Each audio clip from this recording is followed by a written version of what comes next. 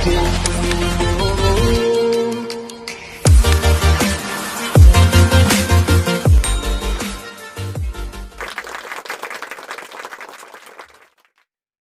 pagi, bersama saya Agus Surya Gumelar dalam acara Beyond Education Podcast. Kita selalu berbicara tentang parenting, coaching, dan motivating, dan ada juga beberapa pertanyaan dari viewers semuanya yang sering kita bahas dan sering kita bahas. Dan jangan lupa ketika teman-teman semuanya berasa bermanfaat, silakan langsung saja diklik tombol subscribe agar apa? Agar tidak tertinggal video-video terbaru, karena kita upload 2 hari sekali video terbaru yang pasti akan membuat Anda semakin bisa menjalani kehidupan ini.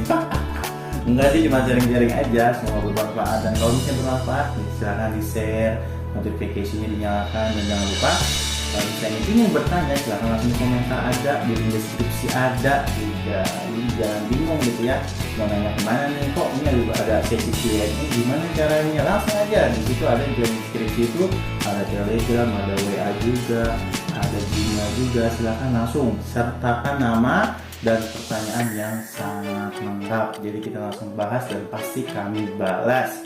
Tunggu saja, pasti ada episode yang membahas atau membalas pertanyaan Anda. Oke, pada pagi hari ini bersama dengan Pak Doni.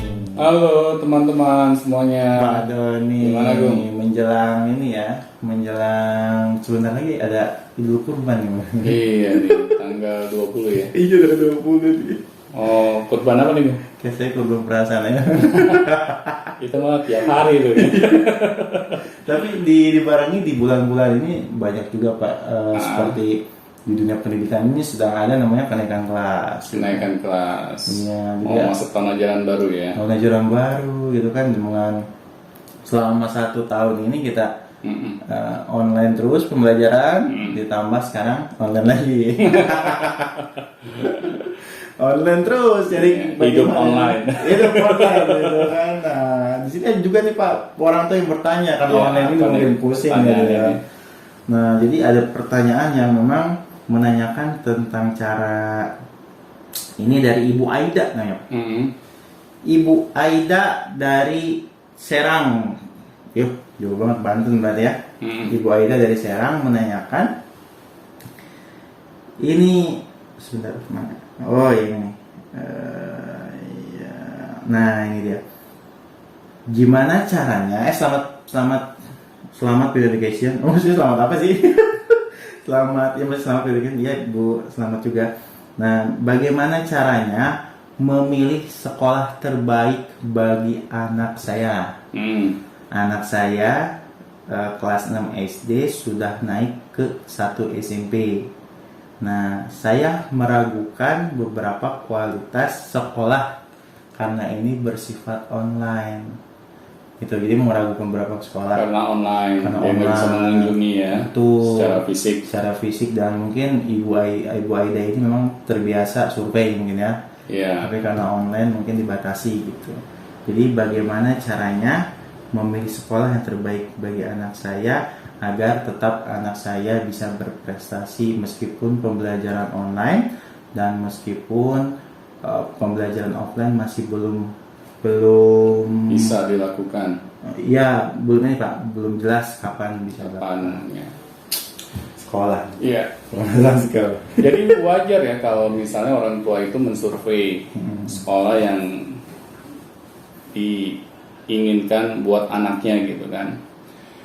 Kalau kita tidak mensurvei, kita tidak mencoba mengenal sekolah untuk anak kita, ini yang menjadi masalah. Karena kan kita tidak tahu apa yang terjadi di dalam sekolah itu. Bagaimana kalau kita tidak survei, kita tidak berusaha mencari tahu, akhirnya anak kita keburu sekolah di situ. Dan akhirnya anak kita ketika menjalani pendidikannya di sekolah tersebut, anak kita mengalami kekecewaan misalnya. Dia tidak puas gitu dengan kualitas pendidikannya. Misalnya guru-gurunya kurang ramah kepada anak. Terus guru-gurunya tidak memberikan arahan bagi masa depannya. Tidak komunikatif, ngajar doang, jejelin dia doang dengan pendidikan akademis. Akhirnya kan kita mempertaruhkan masa depan anak kita. Makanya di sini pentingnya setiap orang tua mau peduli dengan sekolah anak-anaknya. Jangan sampai kita jadi orang tua mindsetnya ketika menyekolahkan anak hanya karena murah gitu, hanya karena gratis. Ini yang menjadi masalah. Karena saya juga dulu di zaman saya sekolah, saya kan melihat bahwa sekolah yang disebut favorit itu adalah sekolah negeri. Iya pasti. Ya. Dulu kan jarang ya. Benar. Zaman saya sekolah seperti itu kan. Tetapi ketika saya sudah masuk ke sekolah negeri, yang dikatakan favorit itu. yang dikatakan favorit itu, akhirnya saya ngerasa kecewa gitu. Ini favoritnya di mana? Apa karena murah disebut favorit gitu kan? Iya. Apakah jajanan? Nah, di sini kan akhirnya saya melihat bahwa sekolah yang disebut murah, disebut favorit itu bukan jaminan akan membahagiakan anak-anak yang bersekolah di tempat tersebut gitu. Kalau di zaman saya ada namanya sekolah standar bertaraf internasional. Nasional SBN gitu. Sekolah bertaraf nasional. Itu seperti apa? Ya kayak sudah tersertifikasi nasional aja gitu. Oke. Jadi udah disertifikasi oleh pemerintah. Bagus katanya nih. Pasti nih setaraf nasional bagus. Tapi ya gitu, sama aja. Sama aja seperti apa, Bung? Kita coba diskusi dulu ya mengenai zaman saya sama zaman Agung.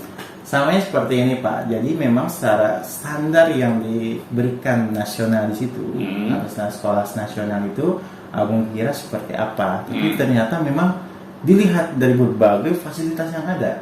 Hanya fasilitas. Iya, fasilitas ruang kesenian, fasilitas ini, lab dan kawan-kawan itu semuanya ada dan itu menambahkan poin untuk sekolah tersebut menyandang sebagai sekolah nasional. Tapi itu sekolah negeri apa swasta? Negeri. Oh negeri.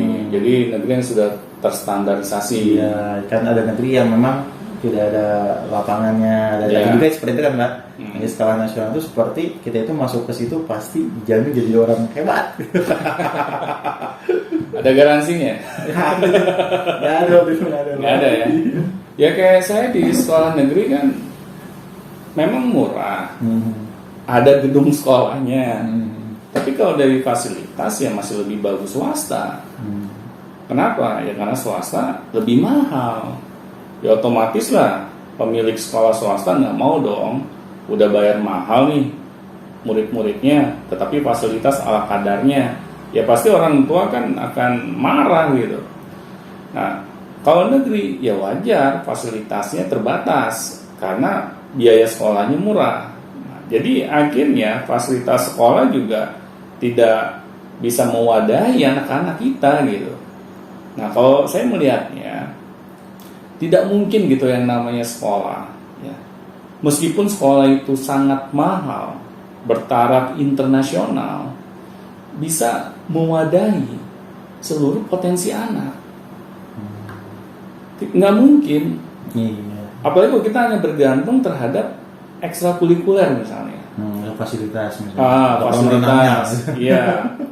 Karena gini, kalau misalnya sekolah sampai sanggup menyediakan semua fasilitas untuk mengakomodir seluruh potensi anak, seluruh minatnya anak, orang tua harus bayar berapa? Kan sekarang gini, kalau kita ingin mewadahi potensi anak ya, itu tidak cukup hanya fasilitas infrastruktur, yang harus diutamakan malahan para pengajarnya. Misalnya anak kita nih berbakat di dunia keatletan, ya ambil contoh deh basket. Nah, seharusnya pelatih basket yang melatih anak-anak kita ini bukan sekedar misalnya alumni sekolah tersebut yang akhirnya dia bisa menjadi seorang pelatih, tetapi memang pelatih yang bertaraf nasional. Karena kenapa? Kalau seorang pelatih tidak memiliki sertifikasi nasional, akhirnya dia dipertanyakan gitu. Kemampuannya dia dalam mendidik anak-anak kita. Karena saya juga dulu pernah merasakan gitu, waktu saya ikut ekskul basket di zaman saya sekolah, kok skill saya nggak berkembang. Pas saya ngelihat seperti itu cara dia mengajar, akhirnya saya mencoba alternatif lain. Saya ikut klub basket. Saya ngambil tempat latihan itu di luar sekolah malah. Nah akhirnya pas saya ikut klub, saya melihat ternyata pelatih-pelatih di klub ini semuanya sertifikasi nasional. Jadi memang orang-orang yang mumpuni gitu. Jadi waktu saya latihan basket, dari awal saya latihan, itu mereka sudah memiliki program yang jelas. Bukan cuma lari-lari keliling lapangan doang gitu. Justru kalau di SMA kan segitu ya Pak ya, Iya. lari, fisik gitu. Benar, jadi nggak ada program yang terstruktur gitu. Akhirnya bagaimana skill kita akan bertambah baik gitu. Nah di sini kan setelah saya ikut klub, saya baru menyadari, ternyata ada perbedaan gitu. Ketika saya ikut ekskul di sekolah, sama saya ikut klub. Karena di klub ini lebih profesional gitu orang-orangnya. Akhirnya skill saya berkembang pesat. Meskipun saya hanya latihan 1 bulan, bayangin. Sampai teman saya bisa melihat, Don lo anak klub ya? Kok lo main basketnya nggak on lagi kayak dulu? Iya kan? Ternyata skill saya berubah gitu. Dan teman-teman saya yang anak-anak basket menyadari ternyata ada perkembangan skill yang saya miliki gitu. Jadi memang tidak bisa diserahkan seluruhnya potensi itu ke sekolah ya Nggak Pak? bisa. Karena sekolah juga nggak sanggup gitu. Kalau dia sampai meng-hire nih orang-orang hebat, sanggup membayar berapa pihak sekolah ke mereka? Belum lagi fasilitas sekolah seperti infrastrukturnya. Kan potensi anak ini kan beragam, berbeda-beda gitu. Sulit gitu bagi pihak sekolah untuk menyediakan semuanya di lingkungan sekolah. Akhirnya sekolah ujung-ujungnya hanya menekankan di sisi akademi semata. Pantesan itu yang sekolahnya tidak ada ruang keseniannya tuh. Temboknya isinya coretan semua. Mungkin ada potensi anak yang di situ juga. Iya, yang nggak bisa tergali. Wah sebenarnya kan dia mural tuh, Iya, benar. tapi nggak ada wadahnya, jadi sekolah ada coret-coret. Benar. Kalau saya sih melihat bahwa setiap anak ini kan memiliki potensi, memiliki bakat minat. Tetapi kalau tidak diwadahi, akhirnya jangan salahin anak kalau anak ini selalu melakukan sensasi-sensasi yang negatif gitu. Sebenarnya mereka ini kreatif gitu. Betul. Karena nggak ada wadahnya, akhirnya kelihatan anak bandel. Di dalam WC gitu kan ada Iya. gambar itu bagus, tapi bagus gambarnya gitu. Benar. Itu di WC. Nah makanya kalau saya menyarankan ke setiap orang tua ketika ingin menyekolahkan anak-anaknya, pilihlah sekolah yang memang bisa mewadahi gitu potensi anak-anak mereka. Nah terutama para pendidiknya harus mau mewadahi, mengarahkan.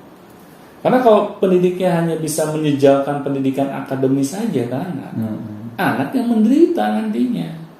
Apalagi kalau standarnya itu adalah nilai UN bagus. Itu. Nilai rapot. Jadi disebut favorit karena nilai UN-nya bagus gitu. 100% dulu. Iya, itu kan parah banget gitu. Ya makanya kan anak-anak kenapa sih mereka lebih senang dengar bel pulang dibandingin bel masuk? Karena mereka tersiksa di dalam sekolah gitu. Kan seharusnya orang tua menyadari, dulu gue seneng sekolah gak sih? Jangan-jangan orang tuanya lebih parah gitu dibandingin anaknya. Nah tetapi kenapa kalau kita sebagai orang tua udah sadar kita dulu benci yang namanya sekolah, kenapa kok kita tidak melakukan sebuah perubahan gitu untuk pendidikan anak-anak kita? Nah di sini yang jadi masalah gitu, kalau orang tua tidak mau belajar gitu. Masa sih kita sudah mengalami pengalaman yang buruk gitu di zaman dulu kita sekolah. Masa anak kita harus memegang tongkat estafet berikutnya? Apakah kita nggak kasihan gitu sama anak, masa depan mereka? Berarti orang tua juga harus bercermin ya Pak ya. Kenapa? Harus bercermin dan evaluasi. Iya, gitu. benar. Dulu, misalnya si ibu ini nih, Iya, gimana sih cara pilih sekolah yang favorit? Tanya kepada dirinya gitu kan. Iya. Dulu pas SMP dia suka. iya.